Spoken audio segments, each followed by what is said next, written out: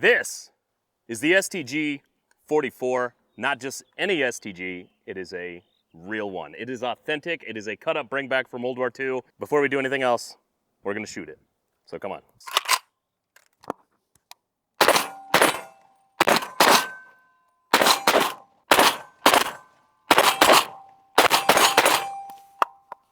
It does a little something else too.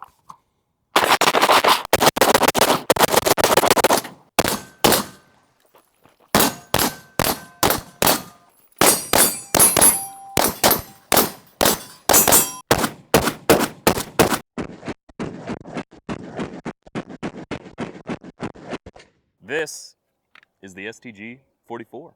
This one specifically is a MP43, so it makes it a little bit more rare and is actually one of the guns that was developed under the funny mustache man's nose. He several times called to have the production of this ceased. He ordered the production to stop, but the German engineers kept going and they came up with a really incredible rifle.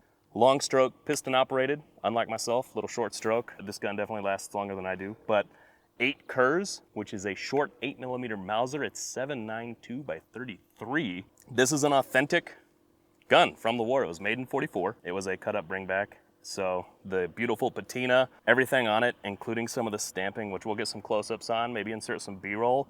You will see the German, the Wehrmacht stamps on this thing, and it really is a museum piece. The operation, pretty standard. It kind of set the standard for most semi-automatic full auto guns that we have today, and you can really feel that when you shoot this. We'll talk a little bit more about ergonomics operation later, but charging handle, standard rear sight, front sight, a giant magazine release, which I like a lot. I guess back then, you know, wearing big gloves, need a big mag release. Your safety selector, and then a separate fire selector. You have E for Ein and D, which I don't remember what that is, but full or semi and not semi-automatic. I just think this rifle is incredibly ahead of its time, even compared to successors, if you will, like the AK-47 and AKM, which I know everybody online loves to say that Mikhail Kalashnikov just, you know, reverse engineered this and copied it. It's not exactly true. There was clearly some inspiration, but just like one feature that I really like, left side charging. Yeah. Okay, so AKMs, they're awesome. They're all right side charging. It's kind of a pain in the ass. At least for us right-handed shooters, exactly. You know. Yeah. But you can even see the influence in stoner rifles too, which I know that's people are going to get heated that you said that it influences the AK, but I'm going to go as far as saying it's influenced almost every gun that we have today. Yeah, I would agree. Before we go any further, before we dive into the history of it, there's one man that never gets enough credit for basically creating gun tubing, and that is Arlie Ermy from the History Channel's Mail Call. Grew up watching it. So to honor him with the STG, we're gonna shoot some watermelons. We'll go single a couple times and then we'll do not single. Oh my God. Do we wanna check out the back of that before we rip it? Oh, it is leaking. Can you fucking imagine? Serious exit wound. I understand 8 KURZ now, I think. We're gonna compare that to 5.56 here in a little bit, but first, we gotta get rid of the rest of these. We're going from Ein to not Ein, whatever the German pronunciation for not single auto, not single auto? It's fully single automatic. I popped the wrong one. We in battery?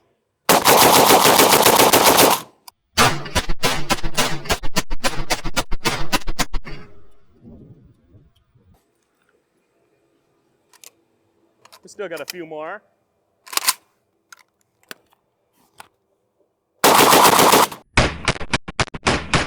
See if my other camera's covered in watermelon juice yet. Oh no, we are totally fine. So there were 4 watermelons here. I only see 3. I think it completely evaporated one, maybe sent it into orbit. It smells nice. I was also told these were seedless watermelons. That was bullshit. You think they'll refund you? I don't know. We can take them back and try. A shout out Arlie Ermy, doing a little mail call style watermelon test with a 14.5-inch barreled 5.56 Noveski AR. Beautiful rifle here. Got a 20-round Colt mag for that aesthetic. Let's see how it does. Woo! Oh my God.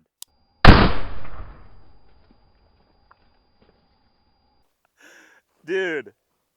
Yeah, so I can see the benefit of having that higher velocity at a 5.56. Dude, that compared to the STG, it's we had a whole watermelon here, and I think that is half of it, and maybe, I don't know. We're gonna talk about a little bit of history of the STG, how it became to be what it is. The earliest means of production for this guy started in 1918, and I do have to read off of a little bit of a script here, but it started with the German Small Arms Examination Committee, or a word that is super hard to pronounce, the Überprüfungskommission.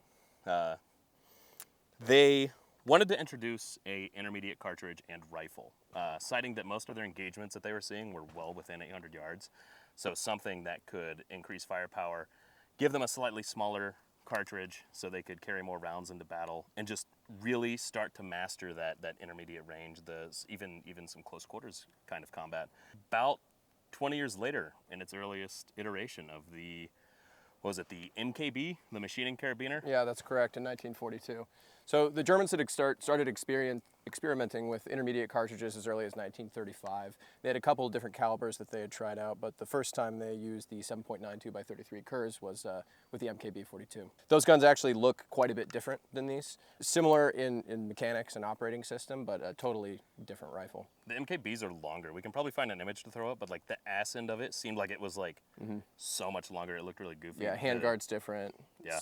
Whole front end's different. As we mentioned earlier, this rifle really should have never existed. The main issue was that Hitler was the ultimate FUD. Okay, he's the OG FUD. Fair.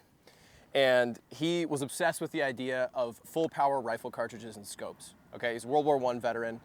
You know, all of his cronies were World War I veterans. They had been using Gewehr 98s. They were convinced that that was the most effective infantry weapon for your standard infantryman. What happened is the Germans started to get in these urban combat situations like Stalingrad, and they were just getting absolutely demolished by weapons like the PPSH, which is chambered in 7.62 Tokarev. The German engineers, even though they were getting flack, pun intended, from Hitler, they went ahead and just kept developing this. They knew that this was the future of small arms development, and they were right.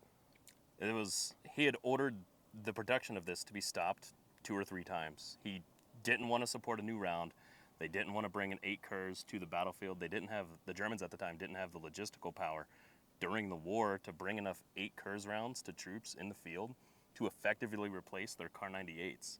So, ordered production to stop 2 or 3 different times.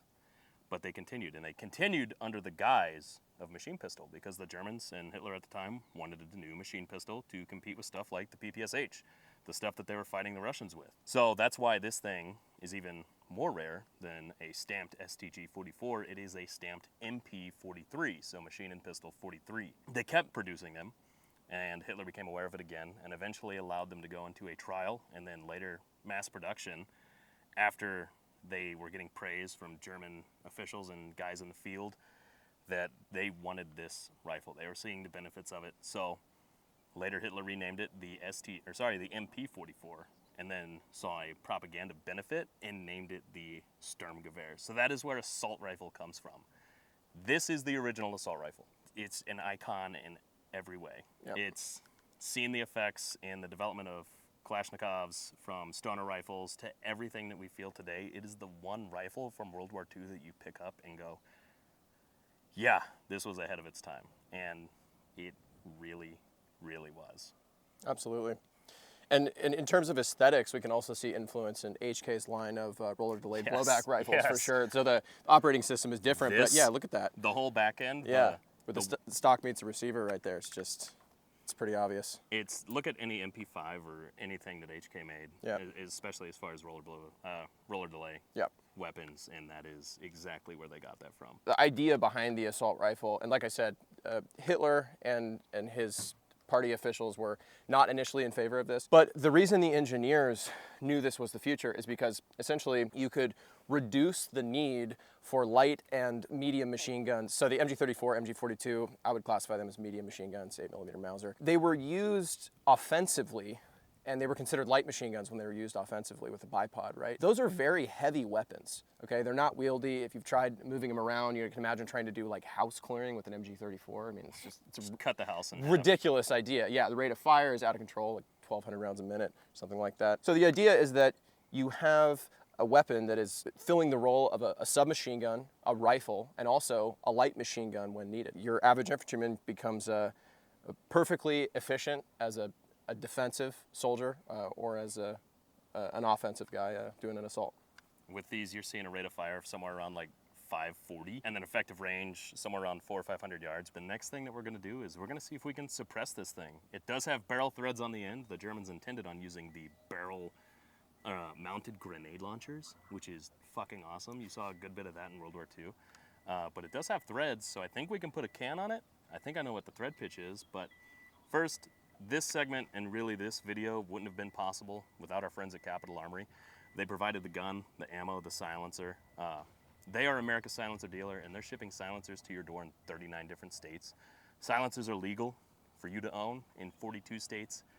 And there's really no reason not to have one. They're saving your hearing. Your hearing is a very, very, very finite resource that we all have, and anything that you can do to hang on to that so you're not like all of our grandpas running around with hearing aids or without them, CapitalArmory.com, they are your all-inclusive dealer. There's no middleman. They will walk you through the whole process if you don't know where to start. It is the easiest way to buy a silencer in the country right now. So, the STG, can we suppress it? It might be the most fucked up thing you've ever seen. Yeah. As an engineer, I can say with absolutely no certainty that this is going to work, but we're going to see how it goes. There's only one way to find out.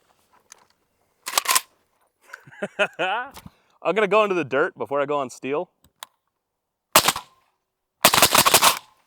It's a little more gassy, definitely not meant for that, but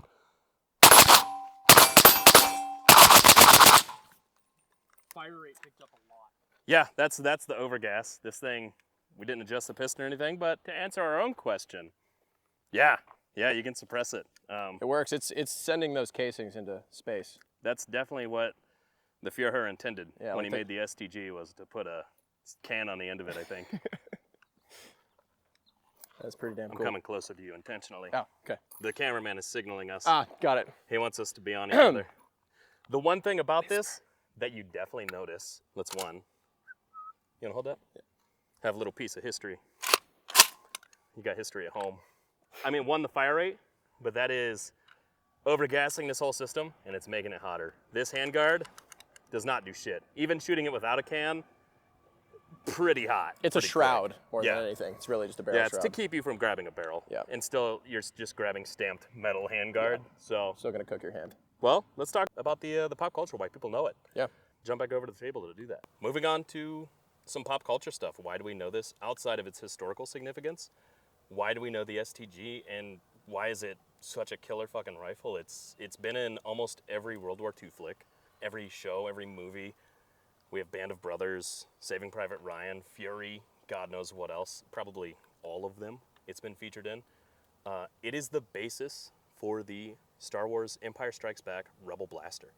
It just looked like they probably cut the rear off, hot glued some abomination to it. They cut the end of the piston here off, and then some different handle. Yeah, modified the scope. barrel shroud. Yeah, put a scope on it. But this receiver section and this grip module is identical. Yeah, we'll throw something up on the screen, and you'll be like, oh, shit. But Star Wars has taken several things from inspiration, and especially from the Germans in World War II. Yeah, absolutely. And they've done things, the MG34. Yeah, the MG34 is the Stormtrooper heavy blaster. You'll notice that it's the heavy repeating blaster rifle. It's almost identical. Han's blaster Broom handle Mauser. Blaster pistol is loosely based on a broom handle Mauser as well. This thing is in more video games than I can count. I've got fond memories in 1942, Battlefield 1942, Call of Duty, Medal of Honor. Man, Medal of Honor doesn't get enough love, but all the time. And then most recently, Hell Let Loose. We've been playing the shit out of that and using this. I guess it's even featured in some animes.